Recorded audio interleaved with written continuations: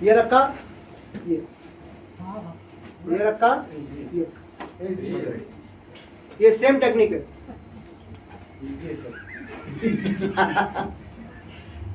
दबाओ उसको, और इसको दबाओ, दबाओ जितनी ताकत लगा के दबा सकते हो, तब उसको दबाओ जोर से। इसको जोर से नहीं दबाना है, नहीं तो टूट जाएगा गर्दन। लड़के लोग से बहुत डर लगता है सर।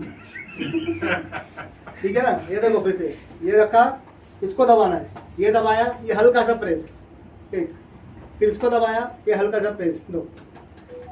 ठीक है, सिंपल सेम टेक्निक है, वो सो के और ये बैठ के बस। ये C7 एडजस्टमेंट है,